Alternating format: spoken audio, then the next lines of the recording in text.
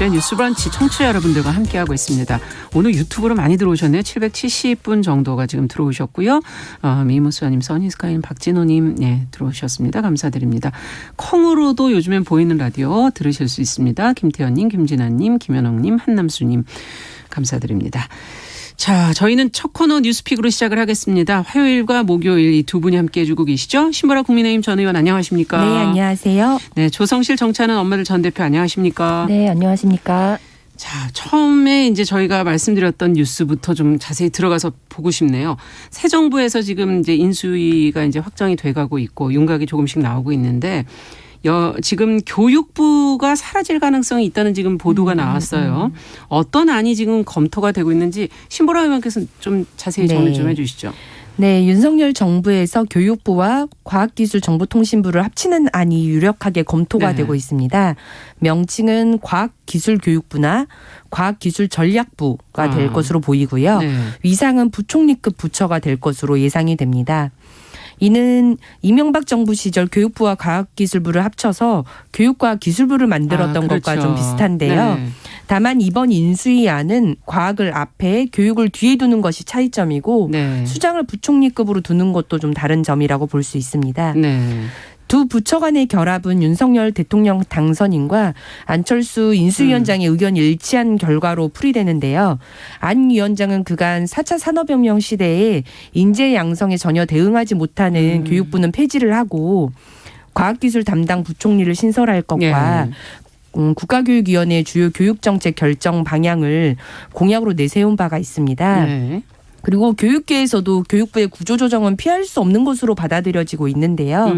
오는 7월에 대통령 직속 국가교육위원회 출범으로 인해서 교육부의 기능이 대폭 축소되고 있는 점, 그리고 시도교육청으로 초중등 관련 교육 업무가 상당수 이관되고 있는 점 등이 이유로 꼽힙니다. 현 과학기술정보통신부에서 1차 관실이 맡고 있는 과학기술을 분리해서 교육부와 결합해서 가칭 과학기술교육부 등으로 만들어지는 계획이라고 보시면 될 것 같고요. 또한 2차 관실이 맡고 있는 정보통신과 방송정책은 방송통신위원회 등과 합쳐진 별도의 새 부처로 신설되는 방안도 함께 검토되고 있습니다. 네, 그렇군요.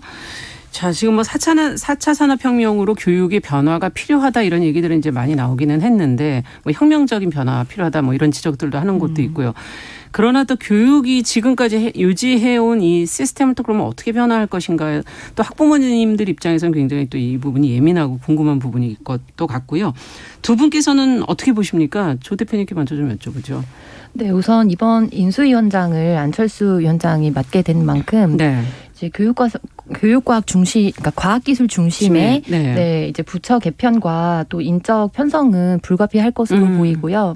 그러니까 우리 사회가 굉장히 뭐 사교육비를 포함해서 교육에 많은 것들을 투자하고 있지만 그것이 직업 현장에서 역할을 해낼 수 있는 인재 양성과 연결되지 않는다는 문제 제기는 계속되어 왔습니다. 맞습니다. 네, 그런 의미에서 이제 4차 혁명이라는 뭔가 그런 뭐 프레임을 내걸지 않더라도 우리 앞으로 살아갈 세대가 어떻게 새로운 산업을 구축하고 거기서 일자리를 만들 것인가. 근데 아무리 기술이 발달한다고 해도 그 기술을 잘 수행하고 진일보시킬 수 있는 교육받은 인력이 이제 충분히 공급되지 않으면은 사실은 그 흐름을 탈 수가 없거든요. 그래서 큰 방향에 있어서는 일정 부분 우리가 갖고 있었던 문제점을 좀 보완하고자 하는 의지가 반영된 거라고 볼 수는 있겠어요. 근데 다만 이제 이름이 보여주는 게 굉장히 그 부처의 상징적인 무게중심을 의미하잖아요. 그래서 기존에는 과학기술부와 교육부가 이제 분리되어 있었고 앞서 위원님께서 언급하신 것처럼 이명박 정부 때 이제 같이 통합부처로서 운영이 됐거든요. 근데 이번에 과학기술이 앞에 이제 들어가고 교육이 들어간다는 거는 결과적으로 교육에 관한 부분은 좀 후순위가 될 수밖에 없다. 그러니까 이게 약간 역설적인 게 현재 그러니까 과학기술정보통신부가 1부처, 2부처로 좀 나눠져 있고 이름에서 알 수 있듯이 이제 뭐 생명공학이나 이런 거를 중심으로 한 BT, 우주과학기술 이런 건 예. 일부처 산하에서 좀 통과를 하고 있고 그렇죠. 그다음에 정보통신 관련된 게 이부처에서 하고 있거든요. 네. 근데 이제 우주과학이나 이런 게 굉장히 필요성이 대두되고 있지만 결과적으로 너무 부처가 산발적으로 운영되고 있어서 우주청을 신설해야 된다 이런 요구들이 있었어요. 예. 근데 이런 부분은 어떻게 보면은 과학기술 관련된 부처나 이제 부총리 뭐들을 신설하면서 좀 새롭게 혁신이 될 수 있겠지만 거꾸로 교육부가 이 산하로 들어가면서 각 지역의 뭐 교육청으로 좀 지방 교육 분권이 이루어지고 그렇죠. 그다음에 국가교육위원회로 또 이관이 되고 하게 되면 교육에서 이전에 과학기술 쪽에서 요구했던 문제 제기가 또다시 발생할 수 있거든요. 그래서 어떤 부처나 이런 부분들이 현재 입시 제도는 완전히 일원화되어 있는 상황에서 예. 네, 지방 분권적으로 교육자치를 실현한다고 하면 결과적으로 그 갭이나 이런 부분을 줄일 수 있는 거는 사교육으로 상쇄할 수밖에 없다는 게 좀 예상되는 전망인 만큼 어떻게 평가 제도를 가져갈 것인가. 그렇죠. 네, 그리고 교육 정책과 철학을 어떤 방향으로 운영할 것인가를 먼저 보여주고 거기에 대해서 역할 배분이나 그러면은 이렇게 균형 있게 어떻게 서로 조율할 것인가를 좀 큰 그림 안에서 보여줘야만 네. 학부모뿐만 아니라 현장에 있는 교사들도 앞으로 어떤 방향에서 교육이 흘러가겠다는 걸 전망할 수 있을 거라고 봅니다. 근데 그러네요. 현재 보이는 거는 뭐 수시를 축소하고 뭐 정시를 확대하겠다 이런 방향 이외에는 좀 깊이 있는 정책을 좀 보기 어려운 상황이라고 판단이 돼서요. 네. 좀 귀추가 주목될 것 같습니다. 그러네요. 큰 방향, 큰 그림을 같이 그리려면 그렇죠. 철학적인 부분에서 과연 어떻게 할 것인가 하는 부분과 학부모들이 중요시 생각하는 평가 부분을 그럼 또 어떻게 할 것인가. 자, 신보라 의원께서는 또 어떻게 보십니까? 네, 저도 어쨌든 이제 그 윤석열 대통령 당선인으로부터 이제 부처 개편이랄지 이런 것들은 당연히 이제 필요한 시점이라고 보고요. 그렇죠. 그런 측면에서 이제 교육부가 일정 정도 이제 국가교육위원회가 새롭게 신설되면서 기관의 기능들이 많이 이전이 되는 상황이기 때문에 네. 이런 개편 방향에 있어서는 저는 동의가 되는데 다만 이게 교육부는 그러면 완전히 기능을 없애는 것 아니냐 혹은 해체되는 거냐 그렇죠. 이렇게 보기는 좀 어렵다. 오히려 교육 기능의 변화를 모색하기 위한 부처 개혁의 일환으로 평가를 좀 할 필요성이 있다고 보고요. 실은 교육부가 그간 대학 입시부나 다름없었다라는 평가를 많이 받아왔습니다. 네. 그러니까 교육이라고 하는 게 실은 지금 우리 시대가 준비하고 있는 것들이 평생교육 그렇죠. 적인 사실은 그렇게 측면 가야 되죠. 그리고 인재 네. 양성이라고 맞습니다. 하는 전체적인 측면 그리고 시대 흐름이 이제 4차 산업혁명과 같은 그런 거대한 물결의 흐름이 존재하는 만큼 그걸 대비하기 위한 교육이 일환이 되어야 되는데 그렇죠. 사실 지금의 교육부는 대학을 보내기 위한 입시를 준비하는 부처였다. 그 부분은 변화가 필요하죠. 맞습니다. 네. 그래서 네. 초중등 교육이 일성 교육감에게 실은 지금 이제 거의 많이 이양이 되어 있고 그러다 보니까 오히려 교육부가 그런 초중등 교육은 교육감에게 이전이 되니까 자신의 권한을 더 강화하기 위해서 오히려 대학을 틀어지는 방식으로 또 운영을 해왔다. 그래서 네. 대학의 규제나 통제를 남발하면서 교육부의 권한을 상대적으로 그런 방향에서 강화해 왔다. 그러다 보니까 그런 폐해들이 많이 누적되었다는 평을 받았거든요. 그래서 저는 이제 교육도 결국은 패러다임의 변화가 굉장히 중요하고 그런 측면에서 평생교육 시대와 4차 산업혁명 시대에 발맞춘 인재 양성, 인적 자원 관리라고 하는 패러다임의 변화 네. 그리고 그걸 위한 부처의 기능 재편 이런 방향에서 좀 진행이 됐으면 하는 바람입니다. 네. 그래서 실제 지금도 보면 입시교육을 졸업하고 나면 교육부의 역할이 별로 없어요. 그리고 직업교육이나 그렇죠. 재교육 같은 거는 오히려 고용노동부가 하고 있거든요. 그렇죠. 네. 그래서 만약 이제 뭐 이게 과학기술교육부든 교육과 기술부든 예. 그렇게 편제가 된다면 장기적으로는 저는 고용노동부가 담당하고 있는 직업교육, 재교육, 고용서비스와 관련한 교육도 교육부가 이관하는 방향으로 진행이 돼서 통합되는 평생교육 형태로 가는 것이 바람직하지 않나 이렇게 보고 있습니다. 그러네요. 지금 교육과 지금 노동 앞서 얘기해 주신 그 직업 현장에서의 연계성이 이게 네. 분리가 돼 있기 때문에 더욱더 사실 더 간극이 크게 느껴지는 거 네, 아닌가 하는 이런 맞습니다. 생각도 지금 현실적으로 좀 들기도 하고요. 어떻게 보세요, 조 대표님께서는? 그럼 저는 꼭 강조하고 싶은 부분은 교육의 목표가 이제 이전의 시대와는 확실히 패러다임이 완전히 바뀌어야 되는 시대라는 거를 강조를 하고 싶습니다. 네. 그러니까 이전에는 말씀하신 것처럼 인재를 양성하는 것, 그거는 노동 실무력을 가지고 있고 그 어떤 노동을 하고 얼마만큼의 성과를 내느냐가 그 사람의 존엄과 삶의 수준을 결정하는 시대였거든요. 예. 근데 앞으로 4차 혁명 시대는 기술 혁신이 중요하다고 하잖아요. 그렇죠. 그러니까 그 이면은 사실은 절대적인 일자리의 양이 줄어들 것이다. 수밖에 없다는 거. 그러면 어떻게 보자면 좀 어떤 면에선 비극적이라고 볼 수도 있지만, 그러니까 일자리를 갖고 싶어도 능력과 역량이 있지만 일자리를 갖기 어려운 인구수가 굉장히 많아질 수밖에 없는 그렇죠. 현실이거든요. 그러면 이제 교육이라는 게 실무 중심으로, 그러니까 갖고 있는 기술을 잘 활용해서 역할을 할 수 있는 사람을 기르는 측면도 굉장히 중요하지만, 그러니까 인간 존엄을 자신의 일자리에서 찾지 않고 한 사람의 인간으로 어떻게 생각하고 어떻게 삶을 살아갈 것인가, 그리고 나의 존엄과 삶이라는 것은 어떤 방식으로 가치가 규정되는가를 굉장히 전인적으로 이 12년의 과정을 통해서 배워가는 것이 사실은 초중등 교육 과정입니다. 그렇죠. 원칙은 그거였죠. 그렇죠. 네. 근데 우리 사회가 네. 그걸 굉장히 많이 잊어왔고, 이번 개편에서 저는 뭐 말씀하신 취지에 대해서는 굉장히 공감을 하고 그런 방향으로 간다면 좋겠지만, 우려되는 것은 이렇게 과학기술이라는 것이 방점이 찍히면서 앞에 부분에만 굉장히 중점을 두고 실질적으로 결과적으로 인재가 되지 못하는 과학기술을 갖지 못한 사람은 그렇죠. 도태되고 낙후된 인간으로 비춰지는 어떤 사회 문화적인 환경이 될까봐 그 부분은 굉장히 좀 우려가 되고요. 네. 기술 혁신이라는 것도 결국에 어떻게 생각하는가라는 것에 혁신이 있어야 되는 거거든요. 그럼요. 그럼 그거는 문사철을 인문학적이죠. 중심으로 해서 네. 굉장히 인문학적 소양이 두루 있는 사람으로부터 나올 수 있는 거기 때문에 우리 사회가 어떻게 교육하고 어떻게 생각하는 것을 가르치는 교육 방식으로 변화하는 거에 방점을 두고 부처 개편이 어떻게 되든지 간에 그런 핵심을 잃지 않아야 한다. 그 부분을 강조하고 싶습니다. 그러네요. 실무와 거기에 따른 인재 양성도 중요하지만 지금 말씀해 주신 삶과 연계된 교육이라든지 인문학적인 삶과 인생에 대한 어떤 근본적 질문을 할 수 있는, 그래서 기술이 우리 인간을 위해서 할 수 있게끔 하는 것 부분이 좀 보완이 된다면 더 좋겠다.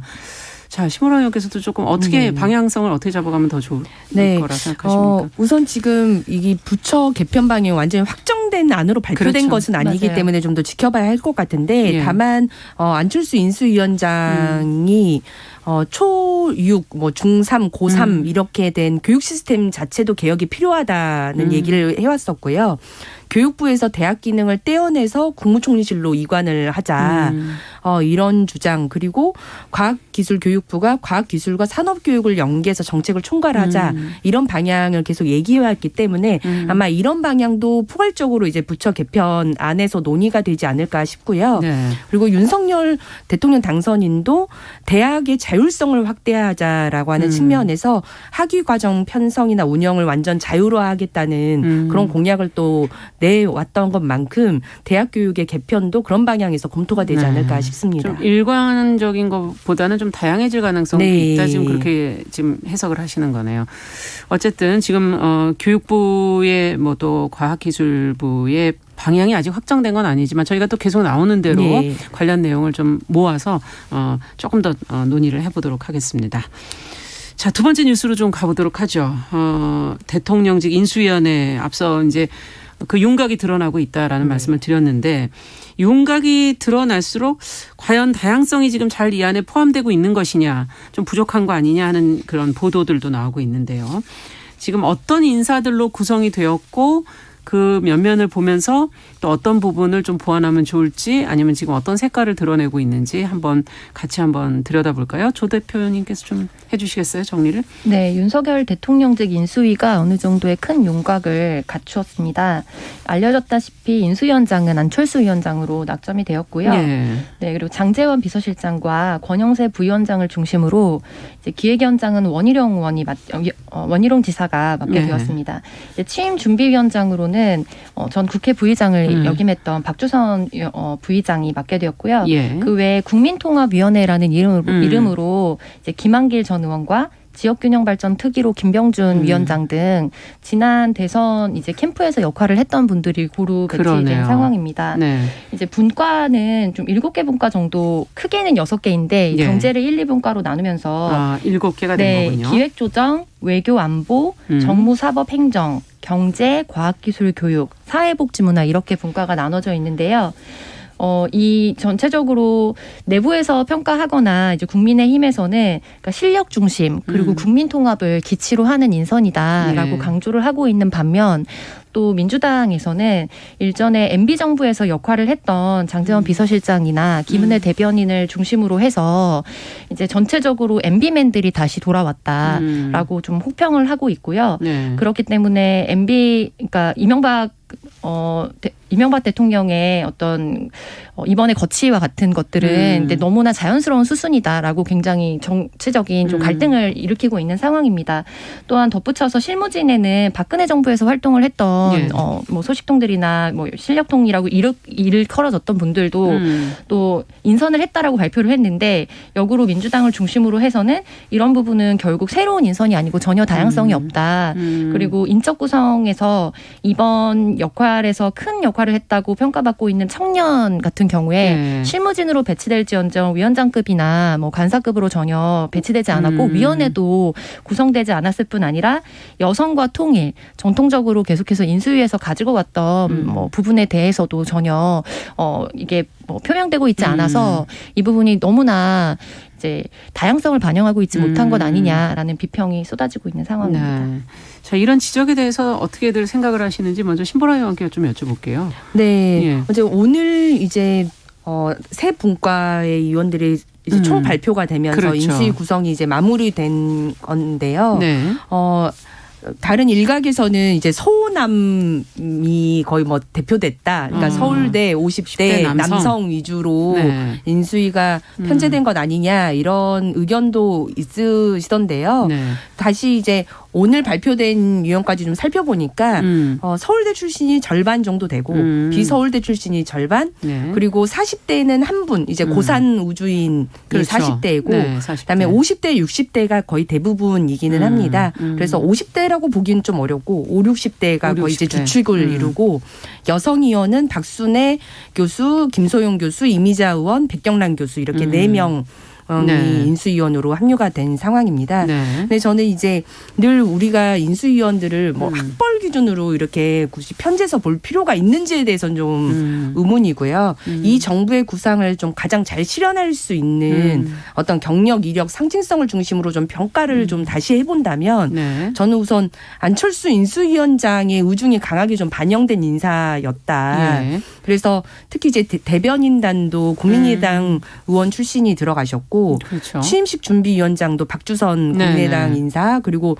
경제 2분과하고 과학기술교육분과 위원들은 대부분 안철수 위원장이 그렇죠. 추천한 인사로 네. 분류가 됩니다. 그리고 두 번째로는 저는 통합이나 융합에 신경 쓴 인사라고 하는 느낌을 받았는데 이번에 오늘 발표된 기획조정분과 그 최종학 교수라고 네. 계시는데 그분은 그 윤석열 당선인이 검찰총장 시절에 그 이재용 부회장의 그 삼성 바이오로직스 회계 관련 수사에 대해서 공개 비판을 하기도 했었는데 또 좀 기용이 됐다라고 하는 평을 받고 있고요. 네. 그다음에 오늘 발표된 유흥환 인수위원은 지금 SKT 혁신그룹장을 맡으면서 지배구조 개혁이나 ESG 개혁을 이렇게 해온 인사로서 이번에 기용이 됐는데 예. 보니까 문재인 후보 캠프에서 일한 경력이 있는데도 이번에 기용이 됐더라고요. 예. 아마 전문성 이유로 발탁이 된 것 같은데 그런 측면에서 통합이나 융합에 좀 신경 쓴 인사로 좀 보인다. 보여지고 네. 다만 저는 이제 청년 인사가 그 부분을 제가 임명되지 여쭤보려고 않은 했었어요. 부분에 대해서는 좀 저도 좀 아쉬움이 듭니다. 예. 왜냐하면 저는 좀 청년을 전문성 부족의 잣대로 지금 보고 있는 것 아닌가 하는 좀 아쉬움인 건데요. 실은 이제 윤석열 당선인의 그 선대위 때도 네. 실력으로 두각을 나타낸 인물들이 꽤 있습니다. 뭐 예컨대 장해찬 본부장 같은 경우도 네. 오랜 이제 활동이나 전문성 등을 이렇게 여러 경로로 많이 증명을 해 보였는데 저는 나이와 상관없이 전문성이나 창의성 등을 기반으로 인수위에서도 충분히 역할을 할 만한 네. 인물들이 존재한다고 생각하는데 어쨌든 추천을 하는 인사들이 상당한 부분에서 청년들에 대한 시각이 예. 좀 전문성이 부족한 것 아니냐라고 하는 그런 편견을 갖고 있는 것 아니냐. 그리고 주로 그 추천하신 인물들도 대부분 5, 60대보다 보니까 자신의 동년배나 그 알 수 비슷한 있는 직군에서 분들. 활동하는 사람들을 주로 추천하다 보니 청년들이 오히려 그런 측면에서 추천에서의 배제가 좀 있는 것 아니냐 하는 그런 아쉬움이 좀 듭니다. 의식적인 노력이 이 부분은 좀 필요하겠다는 네. 생각이 드네요. 청년 부분은 특히 뭐 목소리 높여서 중요하다고 양당에서 네. 모두 얘기했던 부분 아니겠습니까? 네, 예. 조성식 대표께서는 어떻게 보십니까? 네, 전형적인 엘리트 정치를 좀 보여주는 인수위원회 인선이라고 생각이 들고요. 네. 그러니까 앞서 뭐 교육과학기술부나 이런 개편 관련해서도 실력과 통합이라는 키워드를 이번 정부에서 굉장히 기치로 내걸고 예. 민생 중심으로 새로운 정책 아젠다를 발굴하겠다 이런 표현을 굉장히 많이 했거든요. 그러니까 그런 만큼 각 분과에서 이게 정무적인 역할을 해오셨던 분들 제외하고는 이제 교수진들 중심으로 좀 인력 충원을 한다든지 예. 그리고 자기 분야에서 유명세를 가지거나 뭐 역할을 했던 분들이 주로 인선이 됐습니다. 이제 그런 부분은 아마도 이전에 조국 사태나 이런 것들을 거치면서 이제 우리가 공정 논란들이 굉장히 있었고 그렇다면 앞서서 정시 확대하겠다 뭐 이런 부분들과 사실은 철학적으로 좀 연결이 되는 그러네요. 부분이거든요. 네. 자기 성취를 이뤄냈던 사람들한테 인선을 하겠다는 것인데 이게 통합이라고 이야기했지만 사실은 반쪽짜리 통합, 그러니까 제한된 통합이다라고 저는 평가를 하고 싶어요. 왜냐하면 통합이라는 이름은 전체를 아우르는 건데 네. 그걸 어떤 렌즈로 보느냐에 따라서 평가는 달라질 수밖에 없습니다. 그러니까 이번 인선은 지역과 정당, 그러니까 이전에 어떤 정당에서 역할을 했느냐, 네. 그리고 호남 출신의 뭐 인선을 앞에 전면 배치한다든지 이런 부분을 가지고 굉장히 통합에 신경 쓴 인사라고 이야기를 했지만 연령, 성별 그리고 무엇보다 직업군도 뭐 전문직 중심으로만 지금 인선이 되어 있거든요. 그리고 그렇죠. 계층이라고 할 수 있을 것 같아요. 사회적인 다양성을 가지고 있는 계층을 아우를 수 있는 통합은 아니었다.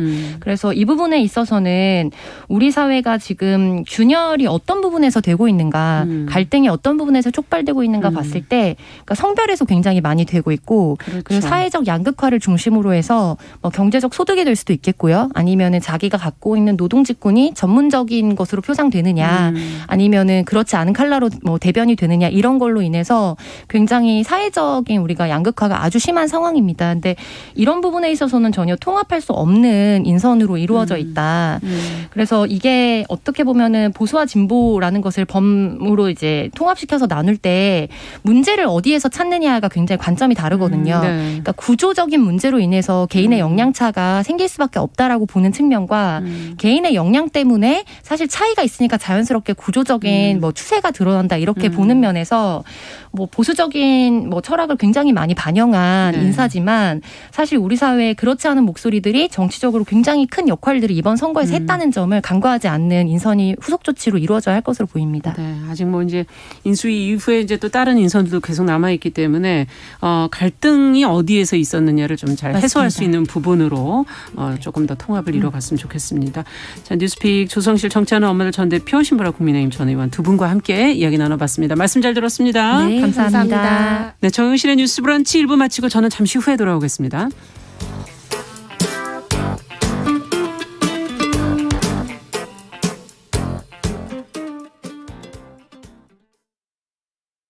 지금 시각은 11시 30분입니다. KBS